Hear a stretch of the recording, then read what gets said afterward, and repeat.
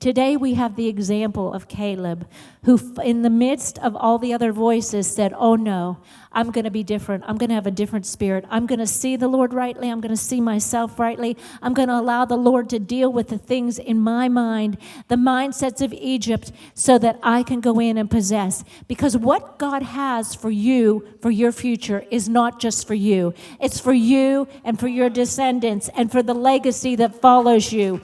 How you choose. Every time I think about the word choose, I think of Indiana Jones when he says choose wisely. And I don't think it's in the Bible, but, we should choose wisely. But here, Caleb chose wisely. He said, oh, yes, we are well able. So I'm going to review that story in Numbers really quickly so that we actually see what their reactions are. And then we're going to see how we can disarm those things in ourselves. So we see the same story in more detail that I'm sure you're familiar with in 13 when they send the spies out, and he sends them out, and they come back and they bring the big grapes, and I know Pastor would be loving those big grapes. I'm telling you, God gives us a taste of what he has ahead for us so that it will bring us into the place of expectation like, oh my goodness, you have something so good. And these are some big grapes that they got to bring them back on a pole, right? Some big grapes. It must be those Sam's Club grapes. I don't know. But they are bigger than the Sam's Club grape. But it was to increase their expectation, not to increase their fear. But what did they see? They saw giants, didn't they? So we go in and they say to Moses, in verse 26, they came back to Moses and Aaron and the whole Israelite community, and they reported to them and the whole assembly and showed them the fruit of the land. They gave Moses this account: we went into the land which you sent us, and it does flow with milk and honey. And here's the fruit. But that is what will keep us. The buts will keep us from entering in. Do not entertain the other side of what the but is. So here's what, that was a little weird, wasn't it? Sorry. But the people who live there are powerful, and the cities are fortified and very large. We even saw descendants of Anak there. And the Amalekites. Now, God had already told him, didn't he? Little by little, I'm going to do this. If you obey me, I'll be an enemy to your enemies. And he says the Amalekites live in the Negev, the Hittites, the Jebusites, the Amorites live in the hill country, the Canaanites, all of the reasons why they can't enter in. Then Caleb silenced the people before Moses and said, we should go up and take possession. But again, the men said, we can't attack these people. They're stronger. And they spread a bad report. And so as they spread their, they said, we seemed like grasshoppers in our own eyes, and we looked the same to them.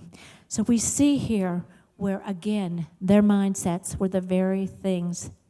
So as we see, when we find ourselves in the in-between place where God is calling us in, we see that we cannot obtain the new season with the old mindset.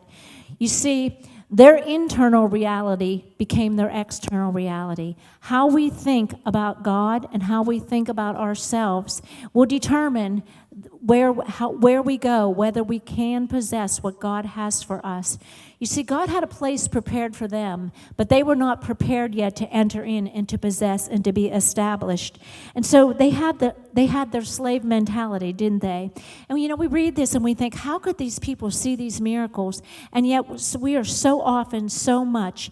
I look back and I think, okay, so they have this slavery mentality. So I'm thinking of all the different things that contributed to their unbelief. The first thing could have been trust issues. They've been under these slave masters, and so they don't have trust issues. They also do not have the expectation that anything good can happen to them. Sometimes we read these things and we think, oh, how could they do that? But when we begin to break this down, we think, okay, but maybe I have trust issues because maybe I had a bad relationship And so I have this filter that causes me to think, okay, nothing good is going to happen, or how could God really want this for me? And so we begin to break down these mentalities that they actually had, so that maybe there were trust issues, maybe there were authority issues, maybe sometimes we have authority issues that keep us from entering in because they've never experienced an authority like God that really had their best interests at heart, that God wanted to bring them into something better. And how many of us sometimes just can't believe that the goodness of God is too good to be true, that the grace and the mercy of God is good that we could ever, because we still have our performance mentality. You see, our slave mentality tells us that we have to perform in order to be rewarded. And God says, oh, you're my treasured possession. I have such good things for you. I have good things prepared for you, but you must believe rightly about me, and you must believe rightly about yourself. And so we see here that they didn't believe. Maybe they had abandonment issues. They didn't believe. Every time they didn't see something happening in the wilderness, they thought God would abandon them. How about lack? How about poverty? Every time they felt like, oh my goodness, there's no water, there's no food, we're crying out, we should have gone back to Egypt.